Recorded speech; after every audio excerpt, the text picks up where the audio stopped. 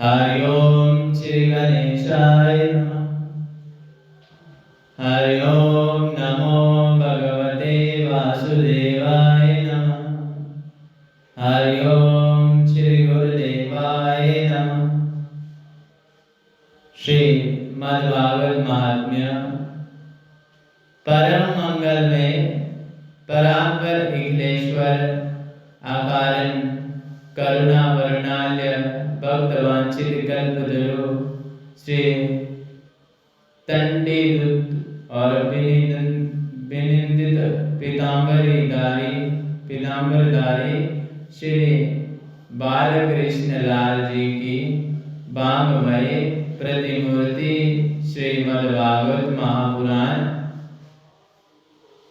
कहते हैं पहले श्लोक में भाग्योदयेन बहुजन्मा समर्जितेन सत्संगम च लभते पुरुषं जलावे अज्ञान हेतु कृत मोह मदांध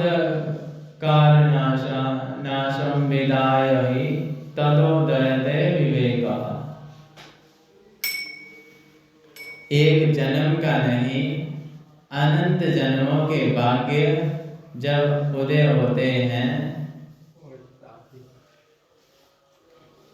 तो ही श्रीमद्भागवत कथा सुनने में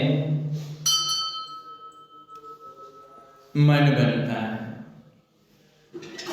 मन लग पाता है, अन्यथा नहीं हो सकता।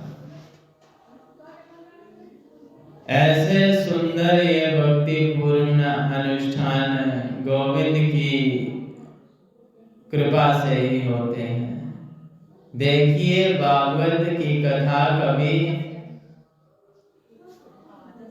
मनोरंजन की दृष्टि से, नजरिए से नहीं सुननी चाहिए। ठीक है, थोड़ा मनोरंजन हो जाए, इस दृष्टि से जो लोग कथा सुनते हैं वे अपराध करते हैं। तो हिंदू वैदिक वाङ्मय का सर्वोत्तम ग्रंथ है। इस भावना से सुने कि हमारे जीवन में परिवर्तन आए और गोविंद के चरणों में हमारी प्रीति बने। इस भाव से सुनी जाने वाली श्रीमद्भागवत कथा ही प्रभावी होती है। श्रीमद्भागवत कथा की परिधि क्या है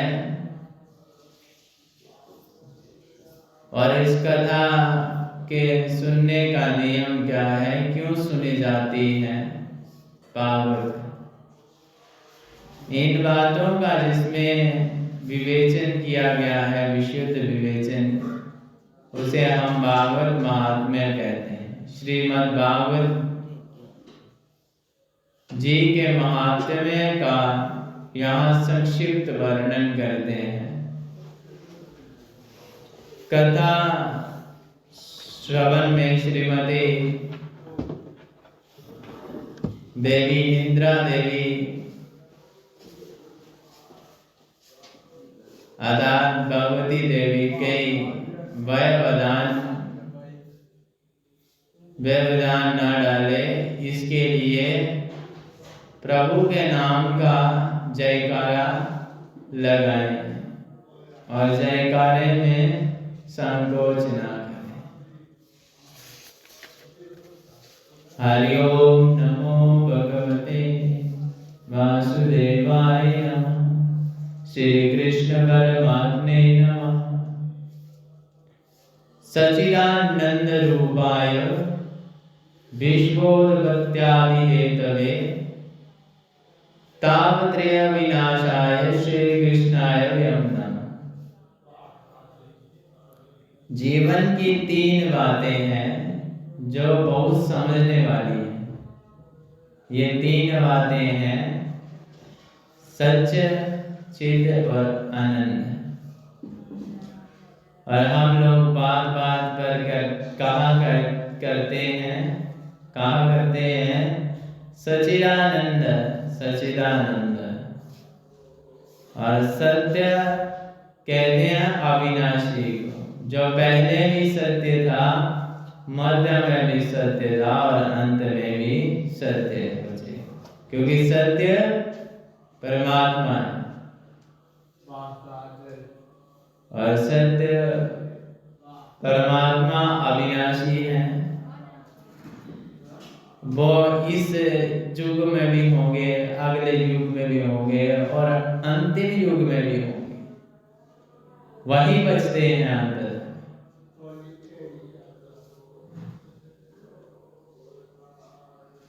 उस सत्य को भी हम सच कहते हैं। दूसरी बात है चित्त मानो प्रकाश। जानी हम लोगों को कोई पुस्तक पढ़नी है तो हम विलंब किए बिना किसी प्रकाश लेने की जरूरत पड़ती है। और लेकिन जिस परमात्मा को कभी किसी से प्रकाश लेने की जरूरत नहीं पड़ती, जो स्वयं प्रकाश है, साक्षात प्रकाश स्वरूप है, उसे हम चित्त कहते हैं। तीसरी बात है प्रकाश, आनंद। और आनंद की परिभाषा शास्त्रों में बड़े सुंदर रूप में वर्णित की गई है। यह आनंद क्या है?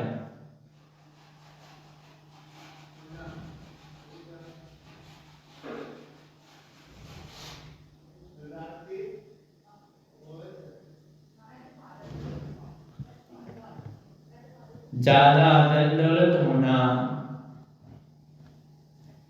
आनंद नहीं है।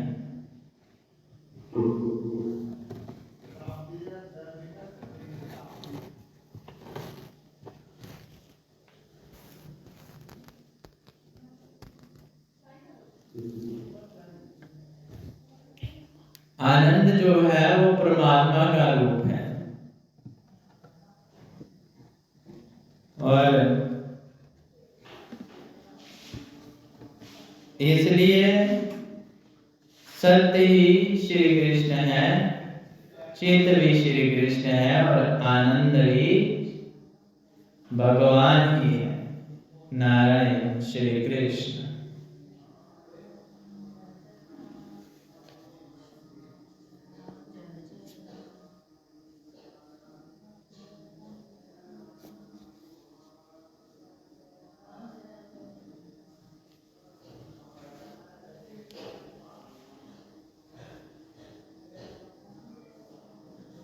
इसलिए कहते हैं सच्चिदानंद रूपाय विश्वोत्पत्त्यादि हेतवे तापत्रय विनाशाय श्री कृष्णाय नमः।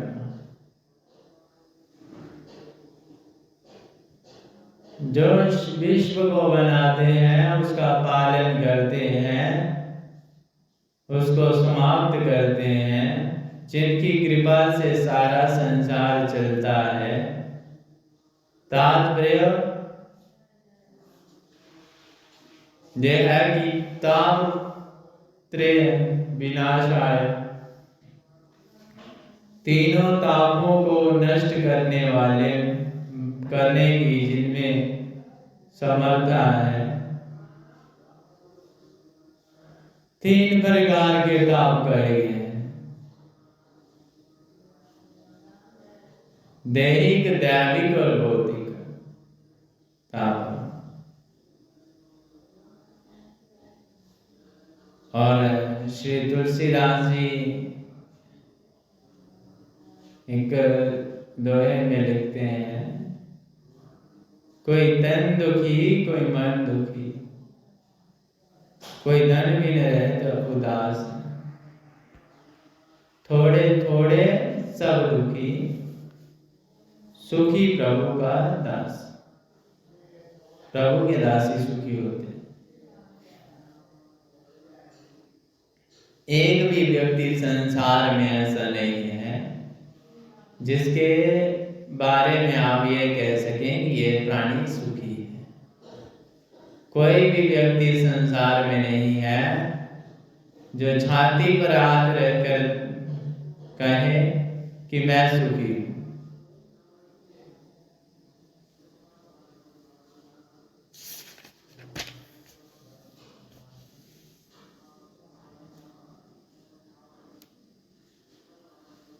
कबीरदास जी फिर से लिखते हैं, सब जग निर्धना धनवंता नहीं कोई, धनवंता सोई जानिए जाको राम नाम धन होई।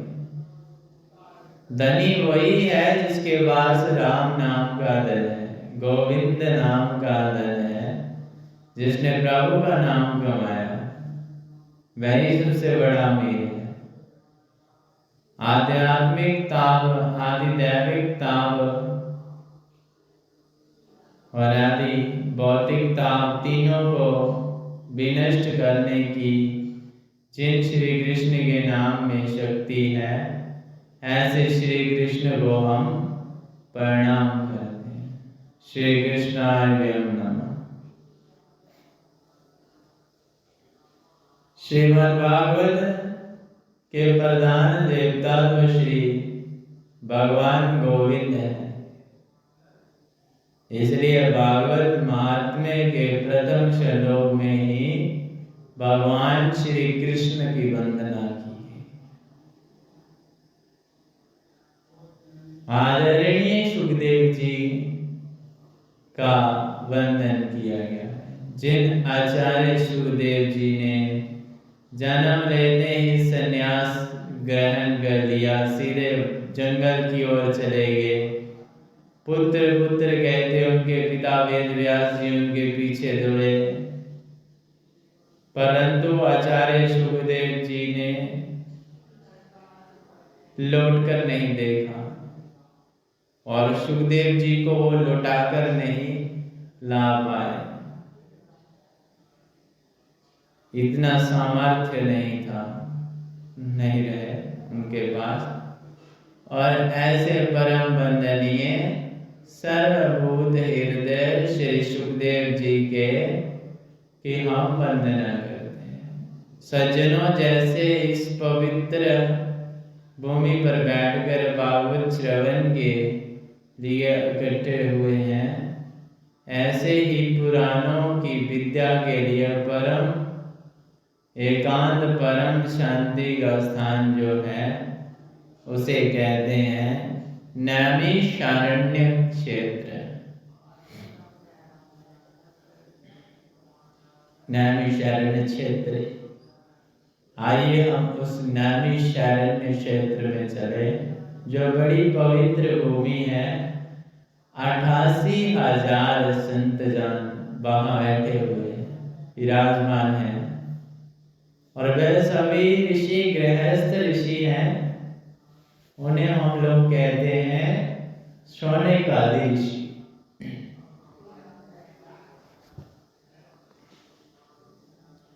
जिनकी बड़ी बड़ी लंबी उम्र है और कई संतों की इतनी लंबी उम्र है कि जीवन में कितनी बार इंद्र बदल चुके हैं और कईयों की इतनी लंबी उम्र है जो जीवन में कई चतुर्युगियां देख चुके हैं। और सतयुग, त्रेता, द्वापर, कलयुग कई बदल चुके। ऐसे वे 88,000 संत जन अपने नित्य कर्म से निवृत्त होकर सुबह जब बैठे थे, बस उन संतों की मंडली में श्री सूजी महाराज का आना। ये सूजी महाराज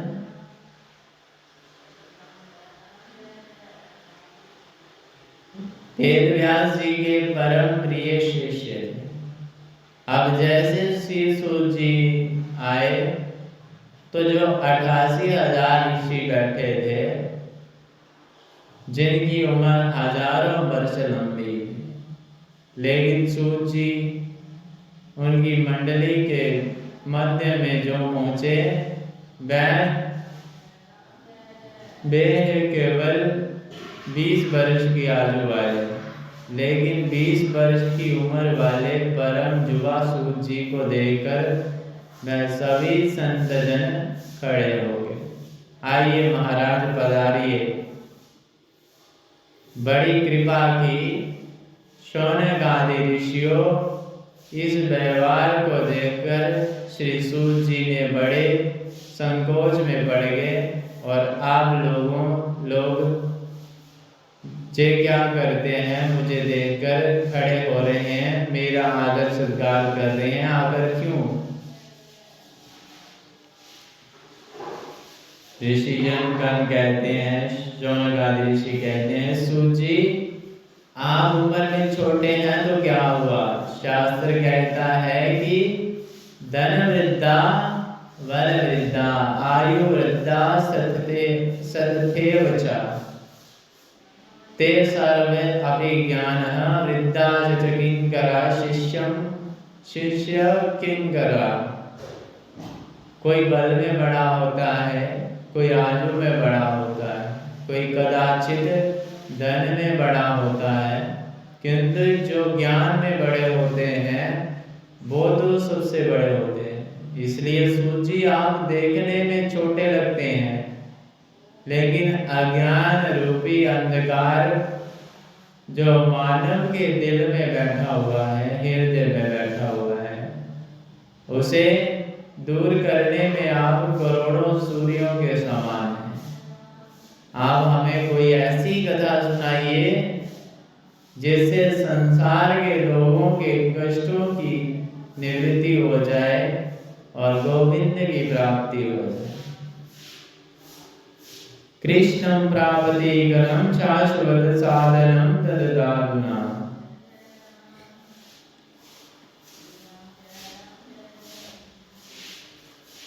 हरे कृष्ण गोविंद हरे मुरारी, हे नाथ नारायण वासुदेवा। श्री कृष्ण गोविंद हरे मुरारी, हे नाथ नारायण वासुदेवा।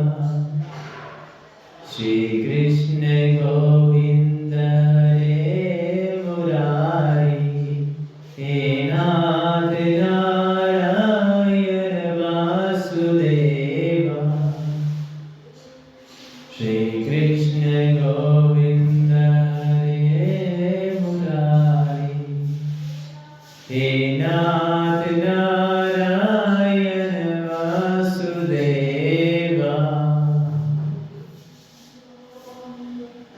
सच्चे दरबार की जय। सचिया सोता वाली माता तेरी सदा की जय। अब शौनक आदि ऋषि पूछते हैं, सूत जी से पूछते हैं, महात्मा संत और विद्वानों के पास जाकर अच्छी अच्छी बातें पूछनी चाहिए। संतों के पास जाकर यही पूछना चाहिए कि प्रभु के दर्शन कैसे हो। संतों का समय बर्बाद नहीं करना चाहिए।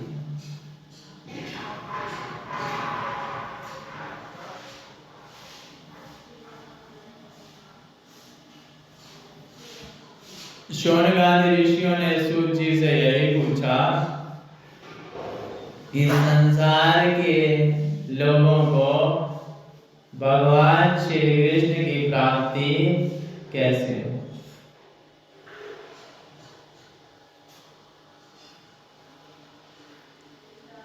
ऐसा कोई रास्ता बताइए, कथा बताइए कि गोविंद से कैसे मिलना, कैसे मिलना। इसको सुनकर सूत जी महाराज गदगद हो और ऋषियों से बोले, आपने बिल्कुल सही प्रश्न किया। हम लोग जन्म लेते हैं, बड़े होते हैं, लंबे होते हैं, जुबा होते हैं और उसके बाद बूढ़े होते हैं और मर जाते हैं। जीवन के पहलुओं में को हमने कभी समझने का प्रयास नहीं किया। लोग जीवन को ऐसे भी बर्बाद कर देते हैं। जो प्रगति हमारी हो गई है, ये केवल समय का दुरुपयोग है। ये शौनक आदि ऋषि कहते हैं, काल व्याल मुखग्रास त्रास निर्नाश हेतु। हमारा जीवन क्या है? ध्यान दें, एक बहुत बड़ा अजगर है, सर्प है, मोटा सर्प। और अजगर सर्प ने अपना मुंह खोल रखा और उसके मुंह में हम बैठे हुए। अब मेरा शरीर सुरक्षित कब तक है? जब तक वो अजगर अपने मुंह को बंद ना कर ले। जैसे ही मुंह बंद किया, तुरंत ही मृत्यु हो जाएगी। ऐसे ही मृत्यु रूपी सांप हमारे हमें मुंह में लेकर बैठे हुए हैं। समझो कि हमें क्षण का पता नहीं है कब मृत्यु आ जाए।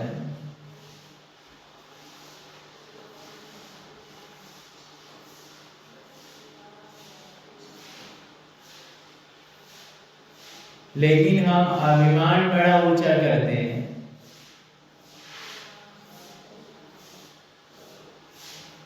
लेकिन काल रूपी अजगर हमारी मृत्यु किसी भी क्षण आ सकती है। इसलिए मृत्यु को हमेशा याद रखें। मृत्यु को याद रखेंगे तो प्रभु के चरणों में मन लगेगा।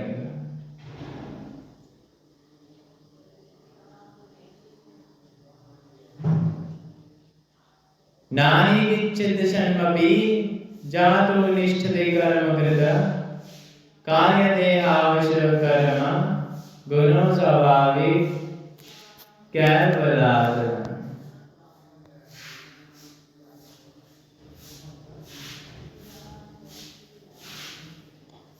जे मानव की सबसे बड़ी भ्रांति है कि वो चिंता ज्यादा करता है,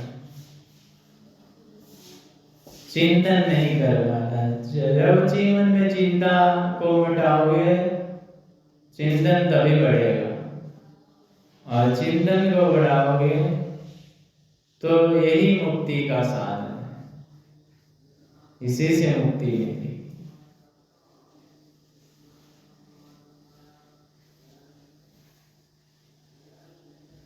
अब चिंतन बढ़ाने के लिए चिंता से मुक्ति कैसे मिले, यह सिखाता है हमें श्रीमद् भागवत महापुराण सुख सागर। जय भगवान की परम प्रिय ग्रंथ मद् भागवत महान सदग्रंथ है। यही मुक्ति प्रदान करता है। श्री सूत जी कहते हैं, भगवान भागवत की कथा श्रवण का अधिकार तो कभी कभी देवताओं को भी प्राप्त नहीं हुआ था। एक बार देवताओं को जब पता चला कि राजश्री परीक्षित को सुखदेव भागवत रूपी अमृत पिला रहे हैं, वह अपने यहाँ से अमृत कलश को लेकर आए और सुखदेव जी से बोले, इसको अदला बदली कर। एवं विनिमय जातो सुधाराज्ञम प्रवीयताम् प्रभासयामो वयं सर्वे श्रीमद्भागवता अमृतम्। सुखदेव जी ने कहा ये स्वर्ग का अमृत और कहा ये दोनों की बराबरी, श्रीमद्भागवत दोनों की बराबरी एक संग कैसे हो सकती है। स्वर्ग में जाकर वहां के अमृत का पान करने के बाद भी व्यक्ति को इस धरती पर आना पड़ता। पुनरपि जन्मं पुनरपि मरणं पुनरपि जननीं जठरे शयनम्। लेकिन भागवत अमृत का पान करने से जिसने भी कर लिया उसका तो आवागमन का कुचक्र हमेशा के लिए मिट जाता है। आवागमन की छुट्टी हो जाती है, फिर से इस संसार में नहीं आना। अव्यक्ता चल विज्ञाये नादलोदे कथा अमृतम्। श्रीमद्भागवत वार्ता सुराणामपि दुर्लभा।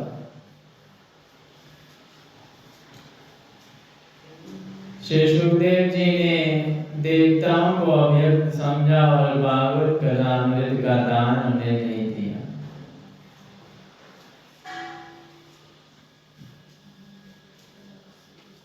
वही भागवत कथा अमृत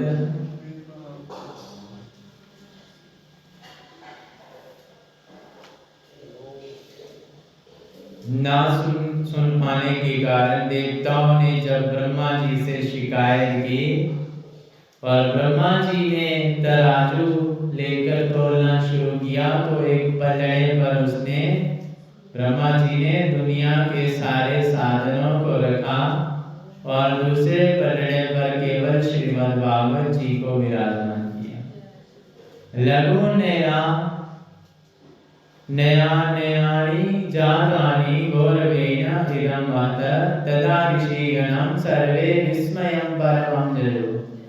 भागवत का पलड़ा नीचे हो गया और सारे पलड़े जो धर्म संस्कारों के हैं वह ऊपर उठ गए। वजन जिसमें होगा वही तो नीचे होगा। ब्रह्मा जी ने कहा देवताओं से श्रीमद्भागवत कोई पोथी नहीं है, भागवत कोई किताब नहीं है, भागवत तो साक्षात श्री कृष्ण है।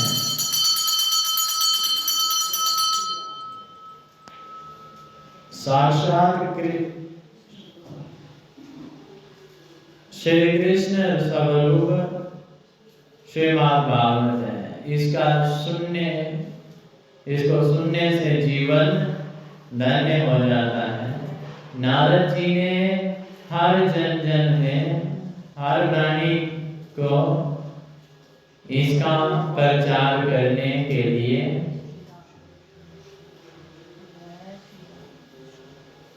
अपने पिता ब्रह्मा जी से इसका अध्ययन किया था। लेकिन सप्ताह सुनने की विधि क्या है ये तो नारद ने संत कुमारों से सुना। शौनक आदि ऋषि बोले हमने तो सुना है कि सनत कुमार ज्यादा घूमते नहीं और नारद जी एक जगह बैठते नहीं। ये प्रसिद्धि है, नारद जी हमेशा चलते रहते हैं और सनत कुमार कभी दूसरी जगह जाते नहीं। और भागवत की कथा में मन यदि चंचल हो, मन में बातें कई प्रकार की हो तो फिर कथा का आनंद नहीं आ सकता। भागवत की कथा में 5 बातों का रहना जरूरी है। कथा के लिए अच्छा स्थान ढूंढे जहाँ शोर कम हो और यहाँ आप केवल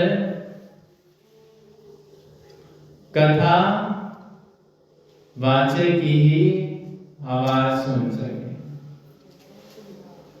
बाहर की आवाजें ना पहुंच सके कान तक।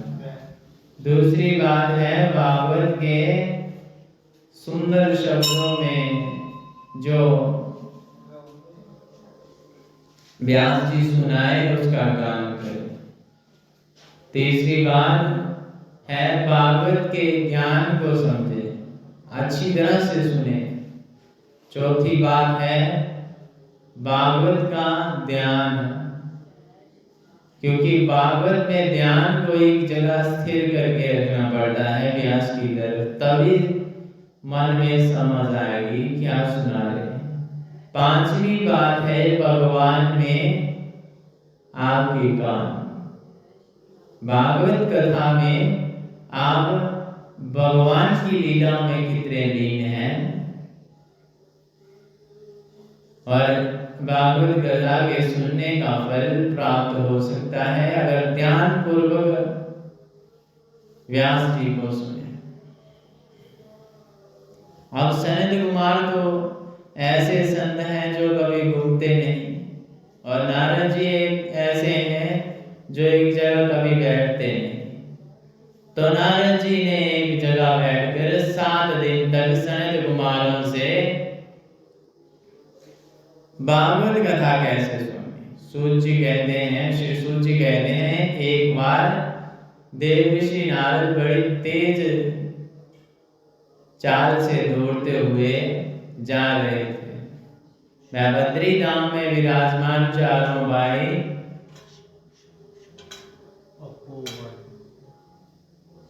श्री सनत कुमार जी, चारों भाइयों ने नारद जी को देखा और पूछा,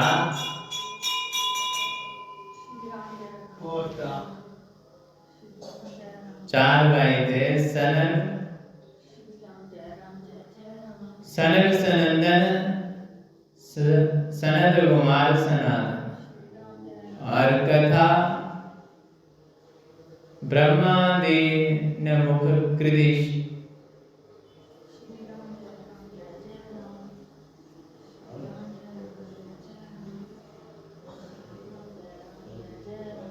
कथम ब्रह्मादि मुखम कृदिश कृच्छि चिंता दुरो भवान तवरिदं गम्यतं पुत्रं पुत्र चागमन्नं तव।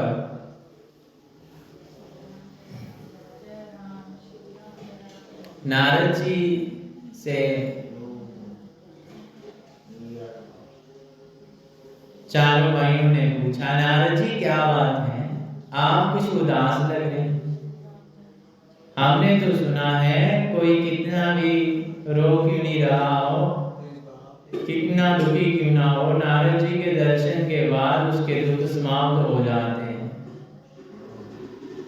नारद जी सनत कुमारों के चरणों में गिरकर रोते हुए कह बोले, क्या बताऊं महाराज, अहम तु पृथ्वीजान्वे ज्ञात्वा सर्वतम अमिति पुष्करं च प्रयागं च काशीं गोदावरीं तथा। मैं पृथ्वी पर आया, पृथ्वी को सबसे बड़ा मानकर मैं यहाँ आया, हरि क्षेत्र में गया, कुरुक्षेत्र में गया, सेतु बंधन रामेश्वर में गया। सत्य कहता हूँ सनत कुमार जी, मुझे कहीं भी शांति की प्राप्ति नहीं, शांति नहीं मिली।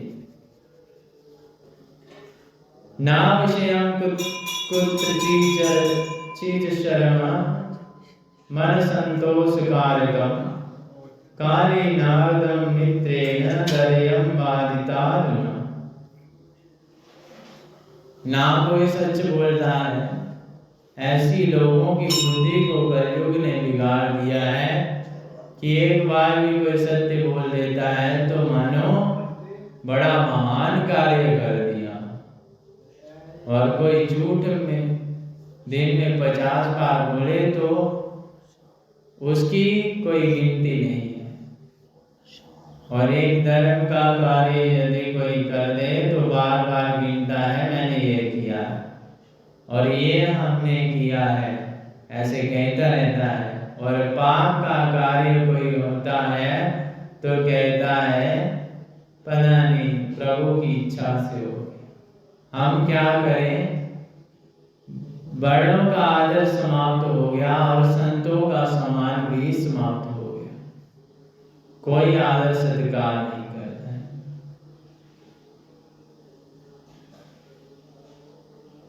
घर में औरतों की चलती है, बहू की नई आई बहू की चलती है, बाकी वालों को कोई नहीं सुनता।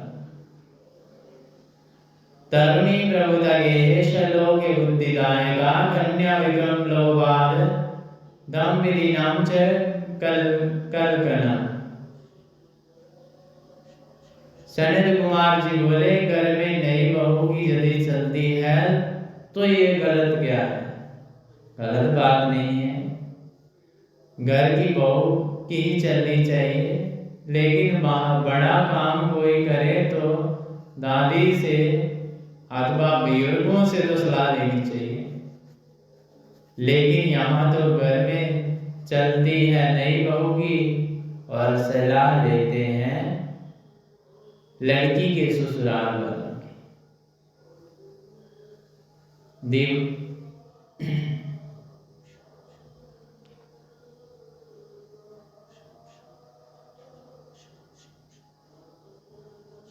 दीवार में अलमारियां ज्यादा निकालेंगे तो कमजोर हो जाएगी।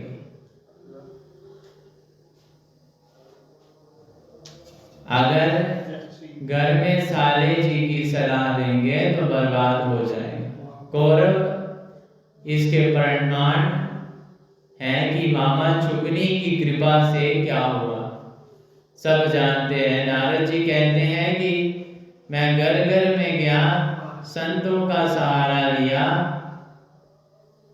और मुझे शांति नहीं मिली। संतों का सहारा लेकर भी मुझे शांति नहीं। संतों के बड़े बड़े संतों के आश्रमों में गया। कलिनाम धर्म मित्रेण धर्यम बलितार्जुना। अधर्म का मित्र जो कली है उसने सब लोगों की बुद्धि भ्रष्ट कर दी। लेकिन मैं जब श्री राम वृंदावन में आया, वहां एक कौतुक देखा कि एक औरत के पास दो पुरुष बेहोश पड़े हुए थे। वह औरत चारों ओर देख रही थी। उसने मुझे नारद जी को बुलाया और मैं उस माता के पास गया। उस माता का नाम भक्ति था और उसके बगल में जो दो बूढ़े पुरुष पड़े हुए थे, वह एक ज्ञान था, दूसरा वैराग्य था। महाराज कलयुग के प्रभाव से दोनों बूढ़े बन गए थे। मैंने उन दोनों ज्ञान और वैराग्य का उत्थान करने के लिए मैंने उन दोनों के बुढ़ापे को दूर करने के लिए बड़े बड़े प्रयास किए, वेदों का पाठ किया, लेकिन कोई असर नहीं हुआ। तब एक आकाशवाणी हुई, यदि तुम ज्ञान और वैराग्य के बुढ़ापे को दूर करके भक्ति के कष्ट की निवृत्ति करना चाहते हो तो इसके लिए सत्य कर्म करो। मैं आप लोगों की शरण में आया हूँ। आप सब महापुरुष मेरे अनंत जन्मों के भाग्य उदय से मुझे आपका दर्शन हुआ है। पहली बात तो यह कि ज्ञान वैराग्य आपका बुढ़ापा दूर कैसे हुआ। दूसरी की भक्ति देवी के मन को जो कष्ट है उसकी समाप्ति कैसे करें। और तीसरी बात, आकाशवाणी ने सत्य कर्म के बारे में कहा, वो कहा था वो आकाशवाणी का सत्य कर्म क्या है। इसलिए मैं आप लोगों की शरण में आया हूँ। सत्य कर्म सुचुको नूनम ज्ञान यज्ञ संधितो बुद्धे। श्रीमद् भागवत अनाभव सतु गीतः शुका देवी। देखो नारद, ज्ञान वैराग्य के बुढ़ापे को दूर करने का, भक्ति देवी के कष्ट की समाप्ति करने का एक ही साधन है, सबसे उत्तम साधन, वो है श्रीमद् भागवत ज्ञान यज्ञ। श्रीमद् भागवत ज्ञान यज्ञ सतवाह का प्रवचन। नारद जी बोले, लेकिन मैंने तो वेद का पाठ किया है, वेदांत का पाठ किया है। वेद वेदांत के पाठ से यदि कोई असर नहीं हुआ तो केवल भागवत से क्या होगा। सनत कुमार जी बोले, वेद वृक्ष है और भागवत उसका, उस वृक्ष के ऊपर लगा हुआ फल है, और वेद रूपी कल्प वृक्ष का अमृतमय फल तो श्रीमद् भागवत है। और बिना वृक्ष के फल कभी होता है क्या? और जो स्वभाव फल में होता है वृक्ष में होता है क्या? जल भी रस तो वृक्ष की जड़ से ही आया है, इसलिए श्री वेद और वेदांत का जो रसमय सार है वही तो श्रीमद् भागवत है। नारद जी ने पूछा कि हम कथा कहाँ करें? सनत कुमार ने हमसे कहा कि हरिद्वार में करो। गंगा जी का एक सुंदर तट है, आनंद महाव्यास, आनंद महाव्यास मंच लगाया और व्यास मंच पर चारों भाई सनत कुमार आसीन होंगे, क्योंकि भगवान भागवत कराने वाले नारद जी विरक्त है ना। यदि हम गृहस्थ हैं तो भागवत की कथा पत्नी के साथ बैठकर सुननी चाहिए, और ये नियम है कि हर कार्य में पत्नी बाईं तरफ बैठनी चाहिए, लेकिन भागवत कथा सुनने में और पूजा में पत्नी दाएं तरफ बैठना चाहिए। पत्नी का अधिकार यज्ञ में दाहिनी ओर होता है।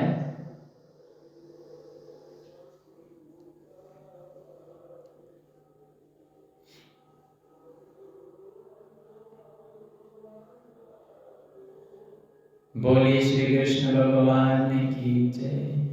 सचिया जोता वाली माता तेरी सदा ही जय। श्री राधे गोपाल भज मन, श्री राधे श्री राधे गोपाल भज मन, श्री राधे श्री राधे। जय श्याम राधे श्री राधे, जय श्याम राधे। मेरे बांके बिहारी नंद लाल भज मन, श्री राधे। मेरे बांके बिहारी नंद लाल भज मन, श्री राधे। श्री राधे गोपाल भज मन, श्री राधे श्री राधे गोपाल भज मन, श्री राधे श्री राधे। जय श्याम राधे श्री राधे गोपाल राधे। मेरे मोर मुकुट नंद लाल भज मन, श्री राधे। मेरे मोर मुकुट नंद लाल भज मन, श्री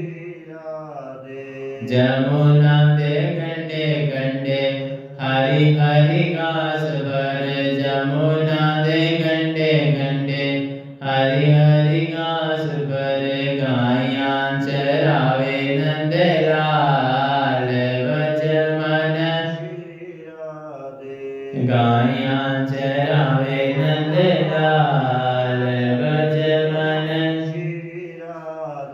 श्री राधे गोपाल बज मन श्री राधे गोपाल बज मन मैया जशोदा तेहि बिनोदे मैया जशोदा माखन खावे नंद लाल बज मन श्री राधे माखन खावे नंद लाल बज मन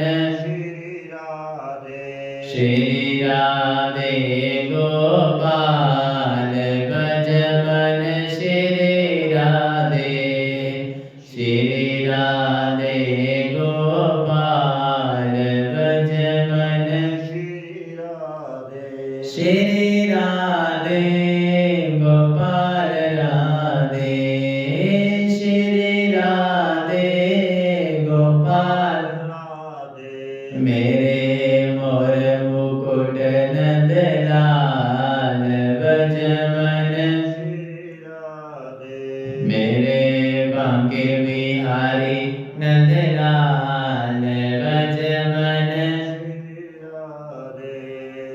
वृंदावन में सखियों के संग वृंदावन में सखियों के संग रास रचावे नंद लाल बज मन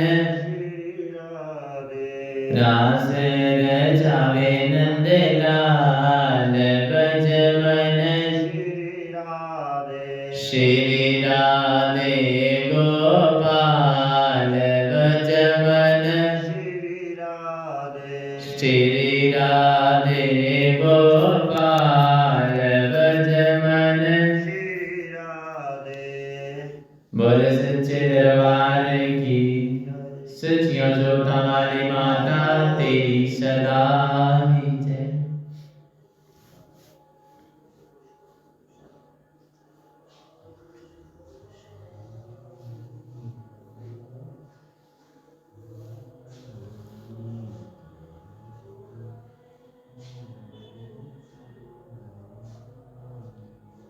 लेकिन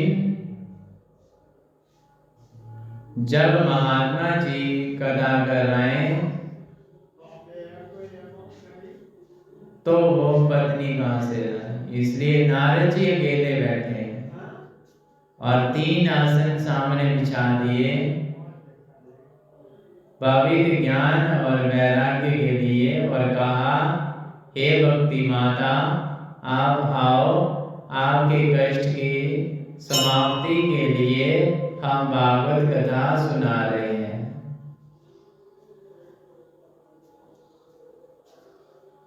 करवा रहे हैं।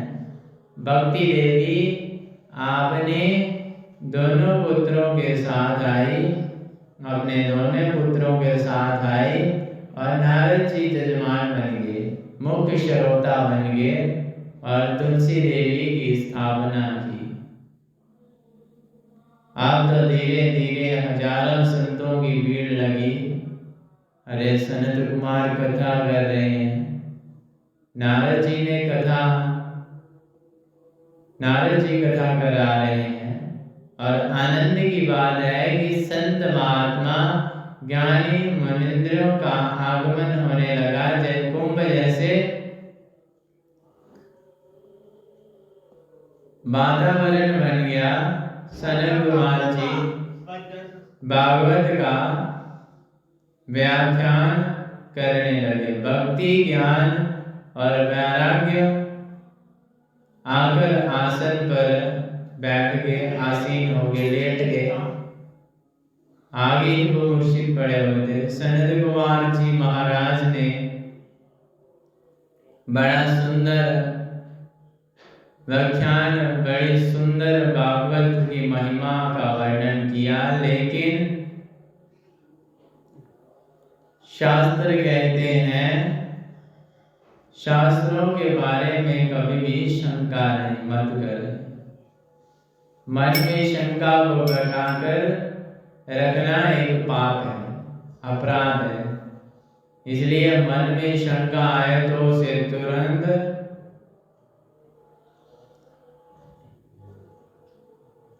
नोट करें, और जब कथा विश्राम हो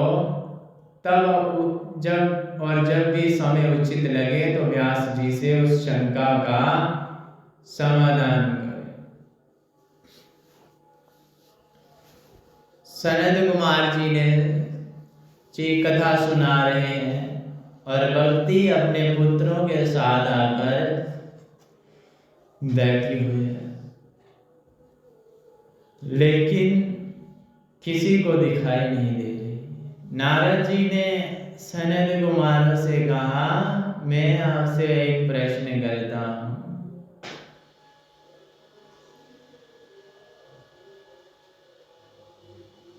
सनत कुमार जी बोले, पूछिए। नारद जी ने पूछा, यदि कोई व्यक्ति भागवत कथा सुनकर मुक्ति पाता है तो कोई आश्चर्य नहीं। यदि कोई ज्ञानी पुरुष भागवत कथा सुनने के बाद मोक्ष को प्राप्त होता है तो आश्चर्य नहीं है, परंतु क्या किसी पापी व्यक्ति को भागवत सुनने से मुक्ति मिल सकती है?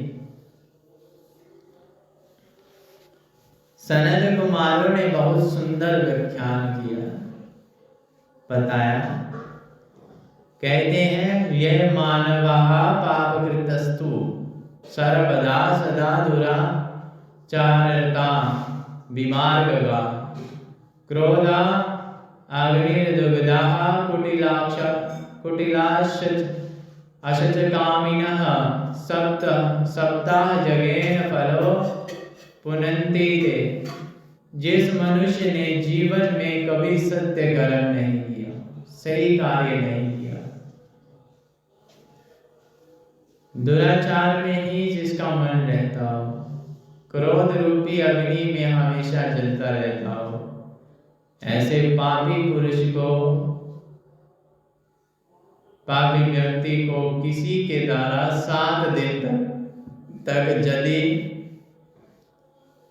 भागवत कथा सुन ले नियम से, निश्चित रूप से उसके जीवन में परिवर्तन आएगा। और जिसका जीवन सत्य से हीन है, जो सत्य संभाषण नहीं करता, जो माता पिता की सेवा नहीं करता, जो वर्ण शंकर बना हुआ है। वर्ण शंकर होता है कि अपने जाति से अलग जाति में विवाह करके उसे जो उसके आगे संतान होती है उसको वर्ण शंकर कहते हैं। और इसे कहते हैं कि माँ की बिरादरी अलग है, पिता की बिरादरी अलग है। ऐसी परिस्थिति में जो बालक पैदा होता है उसे वर्ण शंकर कहते हैं।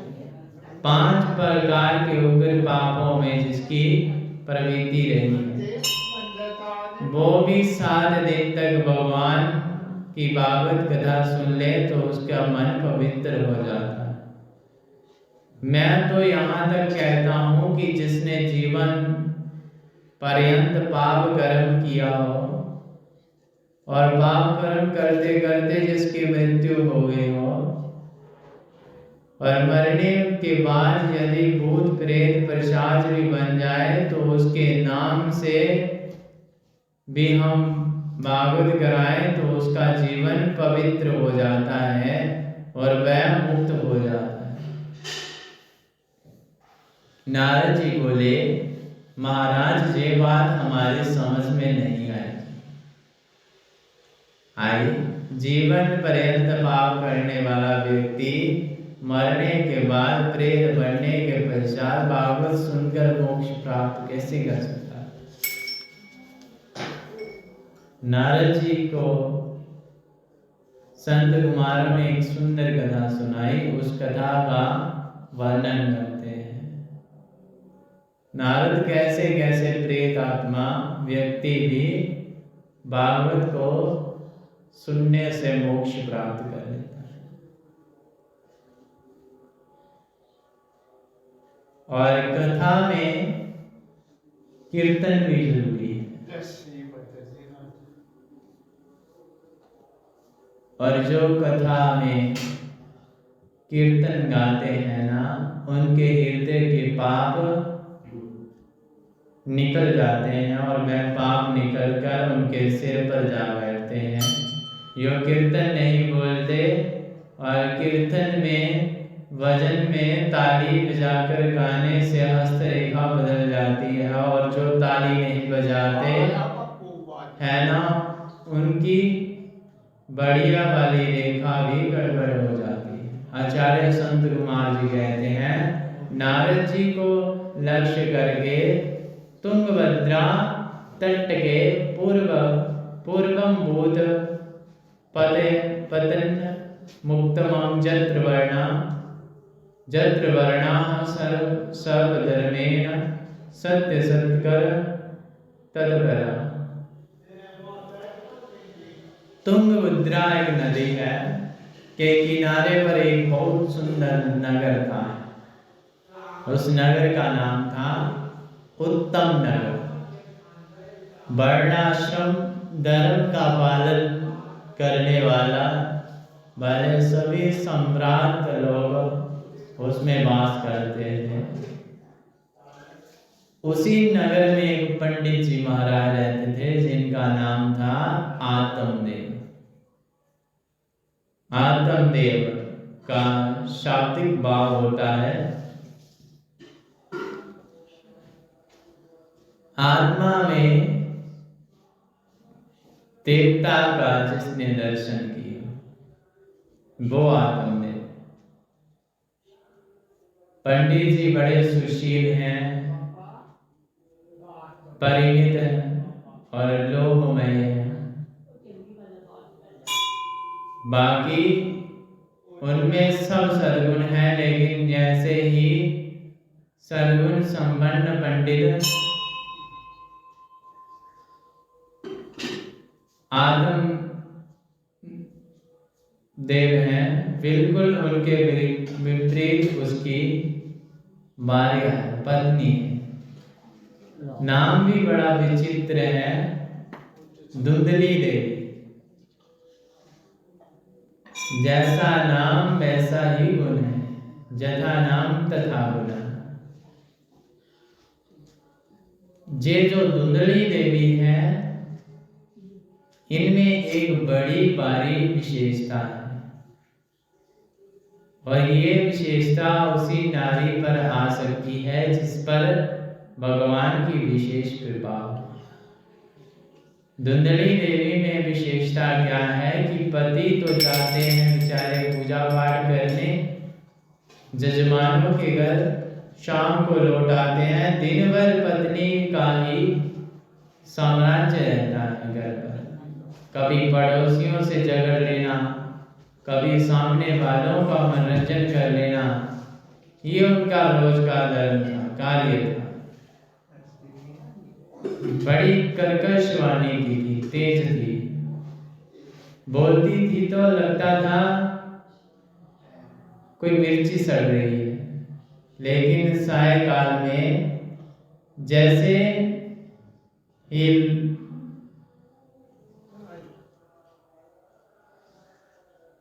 पति लौटकर आते तो उनका द्वार पर ही हाथ जोड़कर स्वागत करती, मानो सती अनसुईया के बाद इन्हीं का नंबर। और ये विशेषता सबसे नहीं होती, बनावटी प्रेम बहुत आता है।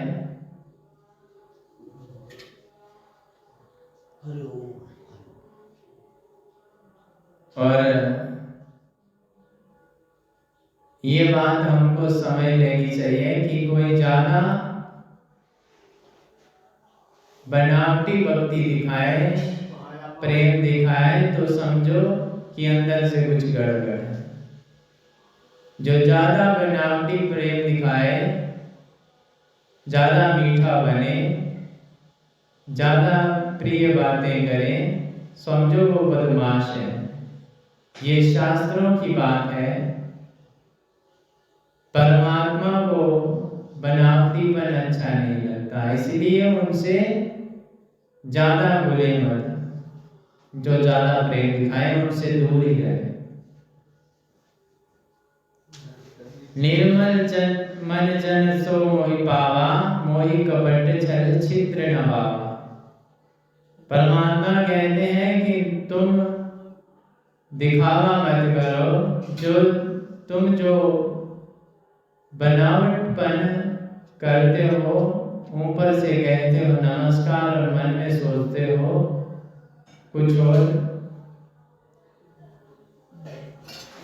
ये बनावटीपन मेरे गोविंद को अच्छा नहीं लगता। वो तो कहते हैं कि निर्मल और शांत बनो और अंतकरण को शुद्ध बनाओ और मन शुद्ध हो।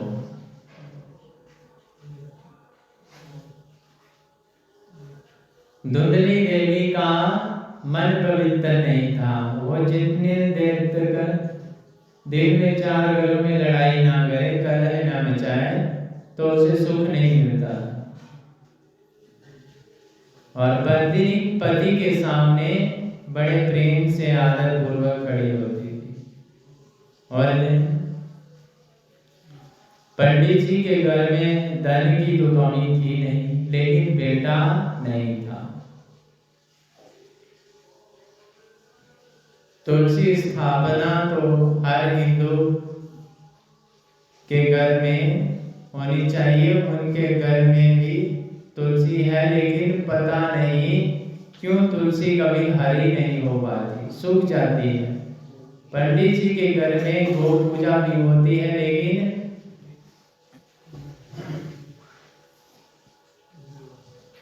जो भी गाय लाते हैं वे कभी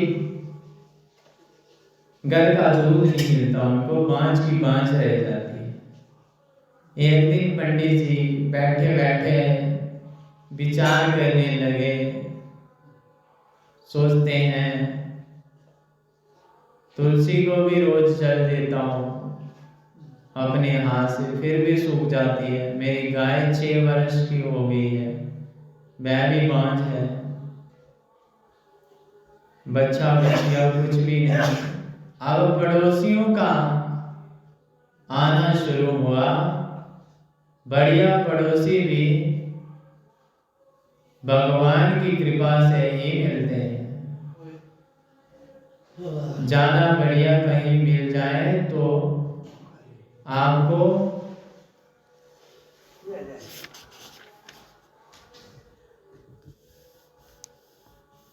बर्बाद कर देंगे। अब पड़ोसियों का आना शुरू हुआ और कहने लगे, क्यों तुम्हारे घर तुलसी दल का वेरवा है, ये सूख क्यों जाता है? पंडित जी बोलो। पंडित जी कहते हैं, क्या मालूम, पानी तो रोज देता हूं फिर भी सूखा जाता है। मालूम नहीं। अच्छा, तुम्हारे घर जो गाय है हम 7 वर्ष से देख रहे हैं, इसका तो बच्चा बच्चिया कुछ भी नहीं हुआ, क्या मालूम। सेवा तो रोज करता हूँ। अब देखो पड़ोसियों ने क्या कहना शुरू कर दिया। बोले तुम्हारे घर बेटा नहीं है ना, इसी पाप की वजह से गौ बांझ हो गई और ये देवता तुमसे खुश नहीं है, पितर तुमसे खुश नहीं है।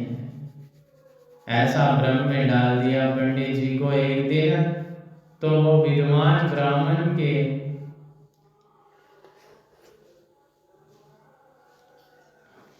पास बैठा रोने लगा, और मैंने पाप कर्म किया है, इसलिए मेरे पुत्र नहीं, इसलिए मेरी गौ बांझ हो गई। बैगर छोड़कर जंगल में चला गया। 4-5 दिन हो गए जंगल में बैठे बैठे। पंडित जी रो रहे हैं बैठ के।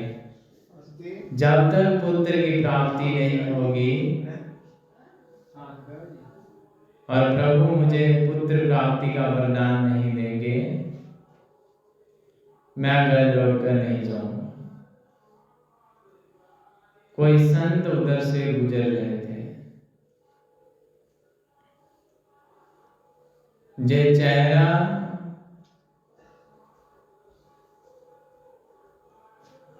आदमी का स्वरूप बता देता है कि आदमी को क्या परेशानी है, दुखी है कि सुखी है।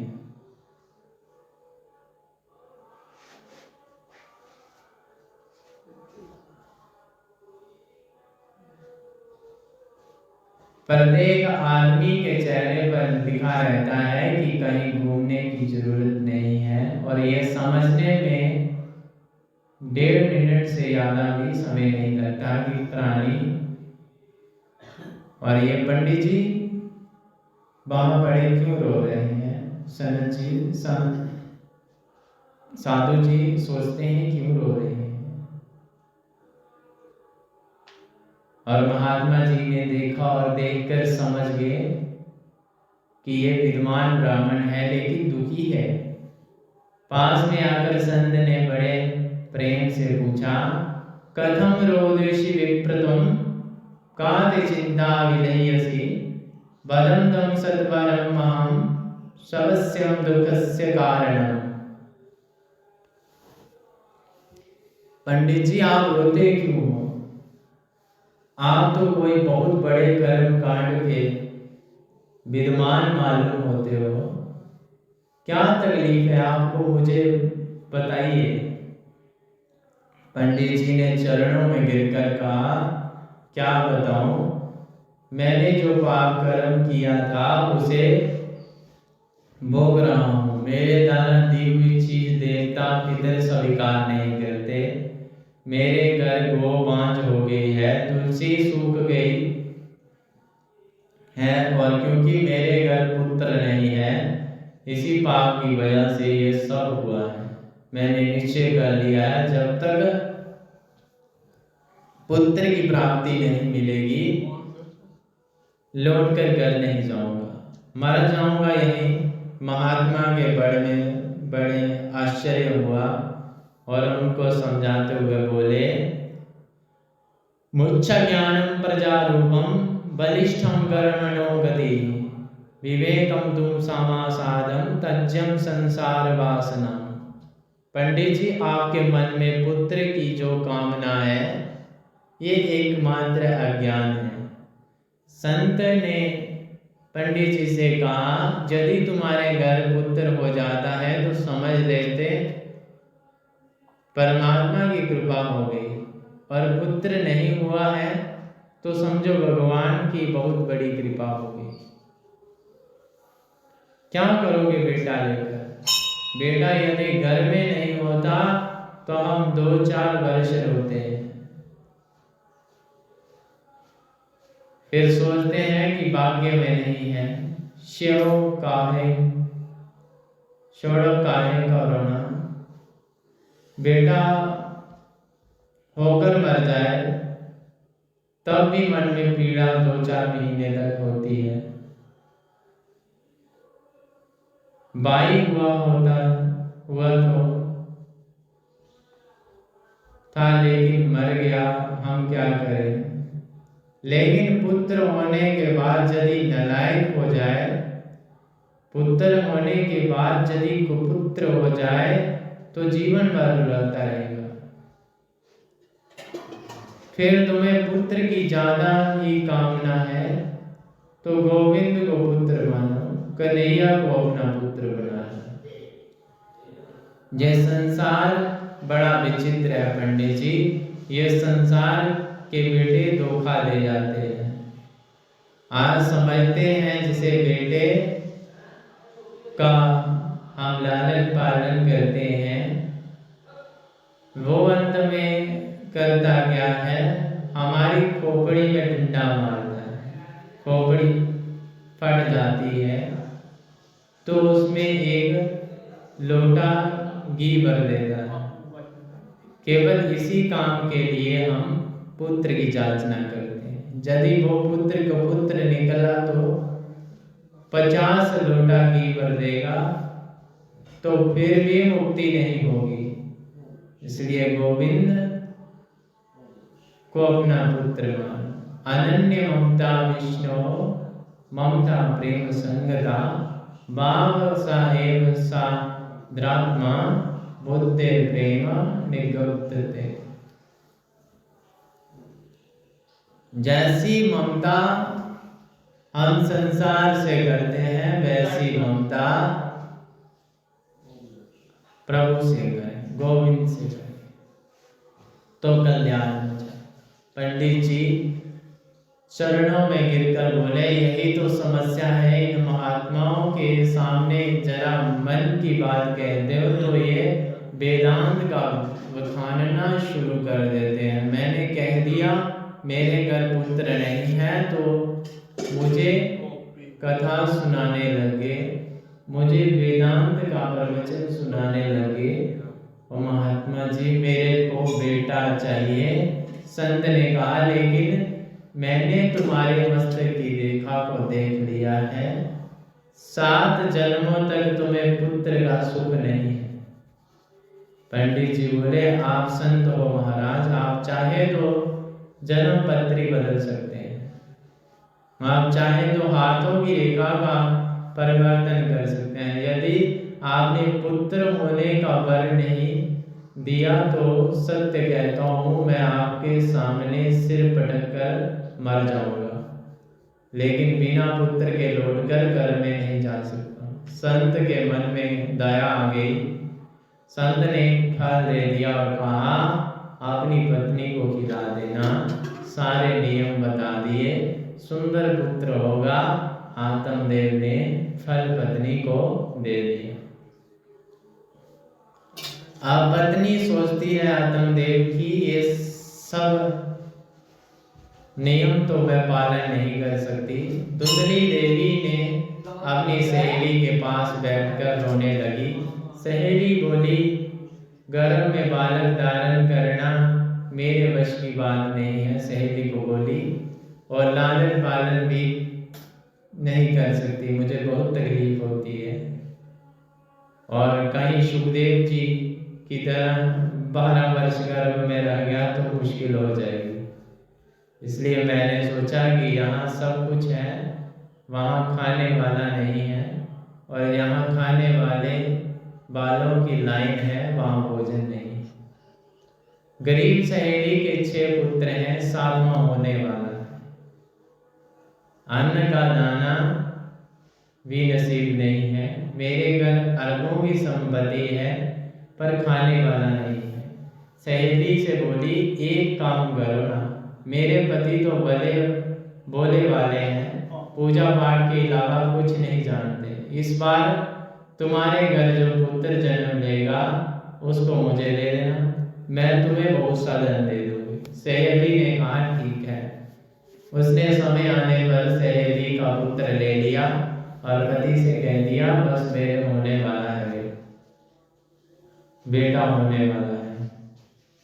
लेकिन फल खाने से पुत्र होता है कि नहीं, इसकी परीक्षा करने के लिए उन दोनों ने मिलकर गाय को फल खिला दिया और सहेली का पुत्र लेकर कह दिया मुझे पुत्र हुआ है, मुझे पुत्र हुआ है। पंडित जी ने मन में बहुत ही खुशी हुई और बड़ा आनंद मनाया, बड़ा उत्सव मनाया। जिस फल को इन्होंने गाय को खिलाया सो साथ वो गाय भी 3 महीने बाद सुंदर पुत्र को जन्म दिया उसने। आत्मदेव जी बहुत प्रसन्न हुए। गाय के पुत्र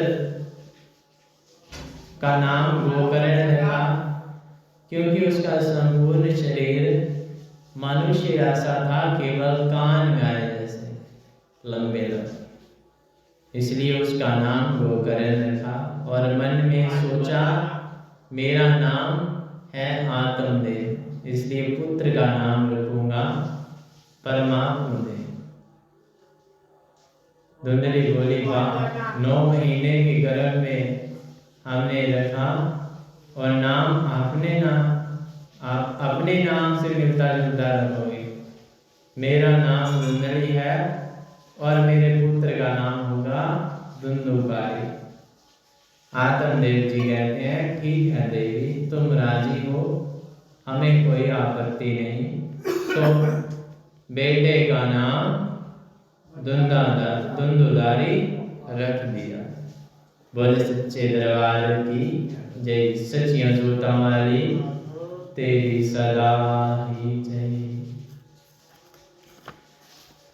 बोलो श्री राम जय राम, जय जय राम। बोलो श्री राम जय राम,